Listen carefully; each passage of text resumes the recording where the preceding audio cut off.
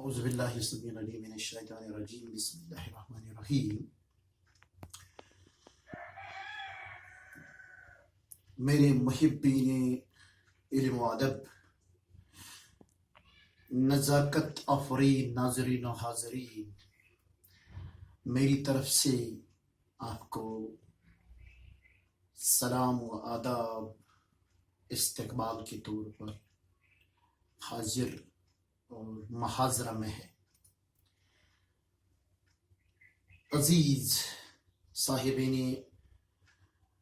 بصارت، آج جو میں نے آپ کے لیے موضوع منتخب کیا ہے،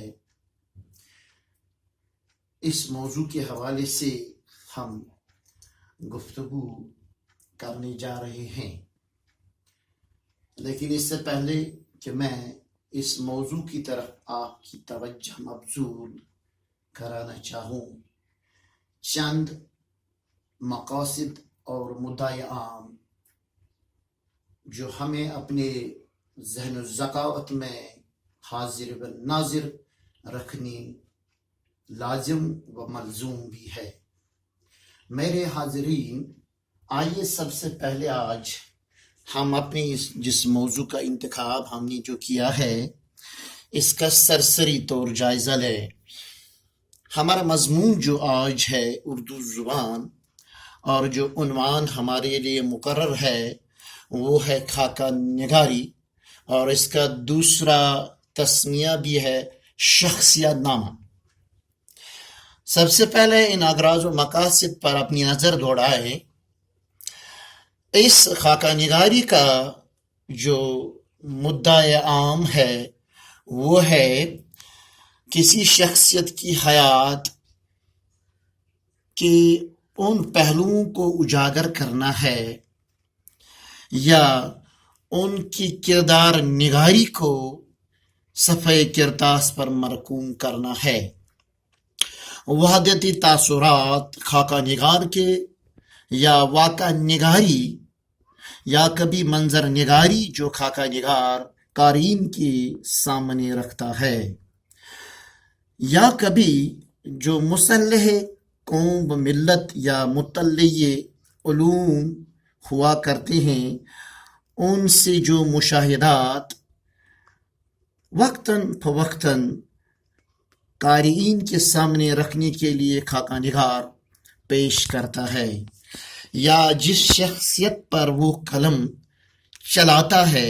اس کے خصائل یا اس کے شمائل یا اس کی شخصیت کی عکس بندی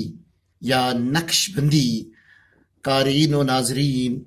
کے سامنے پیش کرتا ہے۔ تو آج کا ہمارا جو مقصد خاص اس خاکہ نگاری کا ہے وہ ہے زبان و بیان میں یدی طولہ یا دسترس حاصل کرنی مطلوب ہے۔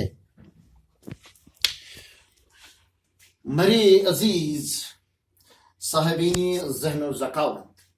ابھی آپ نے عنوان کے حوالے سے اغراض و مقاصد سماعت فرمائے ہیں۔ امید ہے کہ آپ ان کو اپنے ذہن میں حاضر رکھیں گے۔ اس سے پہلے کہ ہم خاکہ نگاری کا خاکہ کھینچیں، آئیے میں آپ کے سامنے چند نکات کی وضاحت کرنا لازمی سمجھتا ہوں۔ خاکہ نگاری یا شخصیت نامہ کو تحریر کرنے کے لیے جو ضروری اور اہم نکات خاکہ نگار کے سامنے ہوتے ہیں، ان میں کسی شخصیت کی صورت یعنی حلیہ یا اس کی سیرت یعنی اس کے کردار کو ہمیشہ مرکوز نظر رکھنا ہوتا ہے۔ تو پہلے ہم اپنے ان نازک بدن طالبات کو یہ سمجھانا چاہتے ہیں کہ حلیہ یا صورت کس سے کہتے ہیں۔ خاکہ نگار کن الفاظ کو بروئے کام یا بروئے کار لا کر خاکہ تیار کرتا ہے۔ خاکہ کھینچنے کے لیے اس سے زبان دانی کے حوالے سے جو ذخیرہ الفاظ ہونا لازمی ہے وہ اس طرح ہے۔ حلیہ یعنی اس کی صورت، سب سے پہلے اس کے اجزائے بدن، یعنی اس کے بدن پر جو اجزاء، جو جزوی فطری ہیں، ان کی نمائش کرنی ضروری ہوتی ہے۔ تو ان میں کبھی کبھار مبالغہ سے بھی کام لیا جاتا ہے، جیسا کہ کوئی غزل گو، کوئی نظم نگار۔ اسی طرح صنف نثر میں بھی، خاکہ نگاری میں ان چیزوں سے کام لیا جاتا ہے۔ چشمان نرگس، جھیل جیسی آنکھیں، آئینہ فطرت، یعنی یہ آنکھوں کی تعریف میں یہ الفاظ لکھے جاتے ہیں۔ اسی طرح ابرو کماں یا کعبہ قوسین، اس کے ابرو جو آنکھوں کے اوپر اس کے جبین کے قریب ہوا کرتے ہیں، انہیں انہی القاب سے یاد کیا جاتا ہے۔ یا روئے انور، یا روئے نازنین، یا رخسار گلمان، اور اسی طرح لطیف لب دہن یا گنجے دہن بھی، یہ الفاظ بھی ہمیشہ خاکہ نگار ذہن میں رکھتا ہے۔ اسی طرح گلابی ہونٹ یا نست خنجر، یا کبھی ریشمی زلفیں، یا زلف شہمار، یا تاج طاووس کے القاب سے اس کو پکارتا ہے۔ اس کے موئے واللیل کی بھی کبھی نشاندہی کرتا ہے، اور اس کے حلقے ہنس کی بھی داد دیتا ہے، اور اسی طرح اس کے رنگ احمر یا لون ابیض کو بھی ہمیشہ اپنی بصارت میں رکھتا ہے، اور اس کے ہاتھوں کی تعریف میں ید بیضا جیسے الفاظ سے کام لیتا ہے، اور اس کے قد قامت کو کبھی قدو سروا یا کبھی سرور سے بھی وہ پکارتا ہے۔ اسی طرح اپنے اس خاکہ جس پر کھینچا جاتا ہے، اس سے کبھی نور نظر یا دل بر یا پتلی کمر یا باری برکم یا کشادہ صدر جیسے الفاظ سے اس کو نوازتا ہے۔ تو اسی طرح اس کے حلیہ کی صورت میں اس کے ملبوسات تن کا بھی تذکرہ ضروری ہوتا ہے۔ اس طرح اس لکھا جاتا ہے، الفاظ سے کام لیا جاتا ہے، زرق و برق ملبوسات، پر رونق لباس، ریشمی رومال یا ریشمی ردہ، اسی طرح برف پوش ملبوسات جیسے القاب، اور یا جس طرح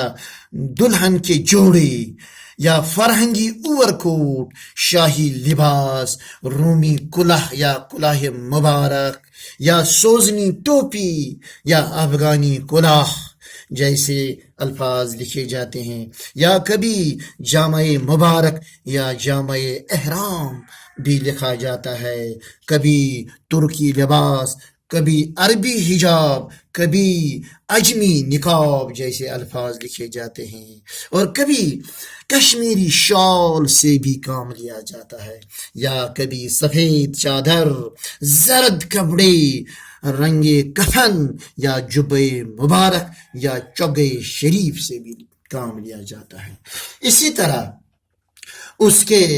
سیرت و کردار کو بھی، اس کا بھی نقشہ کھینچا جاتا ہے، جیسے عبادات یا عادات و اطوار یا حرکات و سکنات، ان کی طرف جیسے کبھی کہا جاتا ہے نرم گفتار یا گرم گفتار، اس کا طرز تکلم یا شعلہ بیاں مقرر یا عرض بیاں، نقطہ آفرینی، زندہ دلی، شوخ مزاجی، شرارت، چشم خمار، ذہنی کیفیت، ذہانت و ذکاوت، یا کبھی طبیعت، متانت، جوان مردی، طرز تحریر، بہادر، زور قلم، کرتب کمال، شوری بیان جیسے القاب سے اس کو نوازا جاتا ہے۔ تو اس طرح میرے لطیف اللسان طالبات و طالبین کبھی کبھار معمولات زندگی کی طرف بھی خاکہ نگار متوجہ ہوتا ہے، اس کے معمولات زندگی کو بھی قلم بند کرتا ہے۔ اس کی عکاسی اس طرح ہے، معمولات زندگی صداقت پسند، صدق مقال، عقل حلال، شربت انار، تیل زیتون، زرد چاول، سوکھی روٹی، صوم و صلات کا پابند، یا کبھی تحصیل علم کے اعتبار سے اس کی تعلیم و تربیت کو بھی کبھی اس پر بھی قلم چلاتا ہے، صاحب علم و عرفان، صحبت صالحین میں زیر نگین، اور اسی طرح کبھی اولاد پشتنی یا کبھی اولاد مانوی کا سلسلہ طویل بھی بیان کرتا ہے، اور اس سے کبھی بیعت رضوان یا سلسلہ بیعت میں کبھی قادری، کبھی سہروردی، کبھی چستی، کبھی اور کبروی جیسے سلسلوں سے اسے منسلک کرتا ہے، اس سے زیر تربیت یا جن کی زیر تربیت وہ رہا ہے ان کا بھی تذکرہ کیا جاتا ہے، اور اس کے مزاجی کیفیت کو بھی بیان کیا جاتا ہے، اس کی ظرافت کو بھی مد نظر رکھی جاتی ہے، لطافت آفرینی اس میں کیا ہے، کبھی کبھار اس کے سخت مزاج کی بھی اس کو ضرورت پڑتی ہے، کبھی اس کے صنف سخت یا کبھی صنف نازک، یا کبھی نرم طبیعت یا کبھی شرارت پسندی سے بھی اس میں کام لیا جاتا ہے، کبھی اپنے اس جس پر وہ خاکہ لکھا جاتا ہے بلند آواز اور کبھی پست آواز، کبھی اس کے لحن داؤدی کی داد بھی دیتا ہے۔ تو میرے وارثین علم و ادب، اس طرح میں نے جو آپ کے سامنے خاکہ نگاری کا ایک خاکہ کھینچا ہے، اس خاکے کے عنوان سے اس خاکے کی جو شخصیت، کسی شخصیت کی مطلب فنکارانہ صلاحیت کو یا اس کی فطری صلاحیتوں کو اجاگر کرنا مطلوب ہوتا ہے۔ آئیے میں آپ کے سامنے ایک خاکہ تمثیلی طور پر اختصار سے بیان کرنا، خاکہ کیسے تحریر کیا جاتا ہے، خاکہ کیسے لکھا جاتا ہے، اس کی تاریخ اور تعریف کیا ہے۔ اردو ادب کے اصناف نثر کی ایک اہم اور جدید صنف ہے جس میں کسی شخصیت کے تشخص کو صفحہ کرتاس پر مرقوم کیا جاتا ہے، اس کے شمائل و شکل یا اجزائے بدن کے امتیازی پہلوؤں کو اجاگر کیا جاتا ہے، یا اس کے باطنی اوصاف حمیدہ کی عکاسی کی جاتی ہے۔ کسی شخصیت کی جسمانی ساخت کو خاکہ نگار اس طرح پیش کرتا ہے گویا کہ وہ بے جان میں جان یا مردی میں روح بھر دیتا ہے، اور قارئین کے سامنے وہ اس طرح جیتا جاگتا روح پرور اور متحرک شخصیت کی صورت میں اسے پیش کرتا ہے، اس کے آنکھوں کے سامنے رقص کراتا ہے، یا کبھی تصویر میں تحریک یا تقویت تکلم تخلیق کرتا ہے۔ خاکہ نگار کبھی کبھی اس شخصیت کی تصویر میں اپنے تاثرات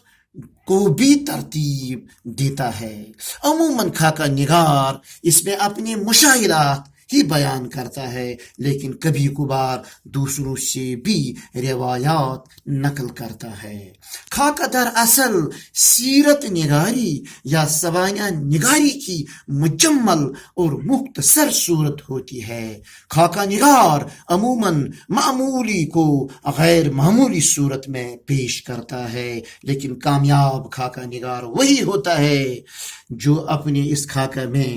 اس کے خصائل کے ساتھ ساتھ اس کے رذائل کو بھی پیش کرتا ہے۔ خاکہ کے لغوی معنی اگرچہ ڈھانچہ بنانا یا مسودہ تیار کرنا ہے، جسے انگریزی زبان میں سکیچ بھی کہتے ہیں، اور اس طرح کبھی خاکہ نگار اپنے ان ادبی الفاظ کے اعتبار سے خاکہ کے معنی کسی شخصیت کی ہو بہو عکاسی کا نام دیتا ہے، یا اس کے جسمانی نزاکت کے علاوہ اس کی روحانی اداؤں کی عکس بندی بھی کرتا ہے۔ اس کے فطری عناصر کو ضبط تحریر میں لانا دراصل خاکہ نگاری کا فن ہوتا ہے۔ تو اس طرح میرے عزیز طلباء و طالبات، جس طرح صنف نظم میں شاعر یا غزل گو یا مرثیہ نگار اپنی فنی مہارتوں سے اپنے معشوق کے حسن و جمال یا کرتب کمال کو دبالا کرتا ہے، اسی طرح خاکہ نگار اپنے تصورات کو تصویر یعنی خاکہ میں موتیوں اور ہیرے و جواہرات کی طرح چسپاں کرتا ہے۔ میری نور نظر طلاب،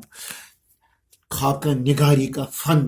اگرچہ ہر زبان و ادب میں موجود رہا ہے، لیکن اردو ادب میں باضابطہ اس فن کا آغاز فرحت اللہ بیگ صاحب نے جدید طرز پر کیا ہے۔ اگرچہ 20ویں صدی کے اوائل یا ابتدائی دہائیوں میں ہی اس فن میں طب آزمائی کی گئی ہے، لیکن خاکہ نگاروں کی جو ابتدا محمد حسین آزاد سے ہوئی ہے، اور اسی طرح دوسرے اس کے ہم کال یا ہم اثر خاکہ نگاروں نے اس میں قلم آزمائی کی ہے، لیکن بعد ازاں جن خاکہ نگاروں نے اس صنف کو عروج بخشا ہے وہ یوں ہے: رشید احمد صدیقی، مولوی عبدالحق، خواجہ حسن نظامی، آغا حیدر حسین، شاہد دہلوی، جوش ملیح آبادی، سعادت حسین منٹو، عصمت چغتائی، شوکت تھانوی، شورش کشمیری، قرۃ العین حیدر، خواجہ غلام السیدین، کرشن چندر بیدی اور دوسرے صاحب صلاحیت اشخاص۔ تو اس طرح میرے آج کے محاضرہ میں، مجلس درس و تدریس میں حاضر طالبین علم و فن، آپ کے سامنے میں نے آج جو یہ خاکہ کھینچا ہے، اس میں شخصیت کی ان خاص پہلوؤں کو ابھارا جاتا ہے، اجاگر کیا جاتا ہے، تاکہ قارئین اور بالخصوص طالبین علم و ادب میں ان خصائل کی عکس ان کے دل و قلب میں اتر جائے۔ تو یہی ہے آج کا جو میں نے موضوع آپ کے لیے منتخب کیا ہے، اور اسی موضوع کو ہم آگے بڑھانے سے پہلے آج انہی الفاظ کے ساتھ رخصت ہوتی ہیں کہ اللہ جل مجدہ کرے کہ ہمارے ان عزیز طلباء و طالبات میں ان عظیم شخصیات کے ان اوصاف حمیدہ کی عکس بدی جاگزیں کرے، اور امید ہے کہ مستقبل میں بھی یہ شخصیت سازی کے ان عجیب و غرائب انوار سے انہیں منور کرے، اور انشاءاللہ العزیز ہمیں امید ہے کہ ہمارا مستقبل یہی عنفوان شباب ہے۔ تو اس طرح آج کا ہم نے اختصار سے آپ کے سامنے جو خاکہ کھینچا ہے، تو اس طرح امیدی گرہ ہے کہ آپ کے ذہن میں یہ خاکہ حقیقی معنوں میں کھینچ کر اپنی شخصیت پر اس کے پرتو ہمیشہ مرقوم رکھیں گے۔ تو اس طرح اب سبھی سے آج میں رخصت ہو رہا ہوں، تو اللہ ہمارا ہم سبوں کا نگہبان اور نگران ہے۔ شکریہ۔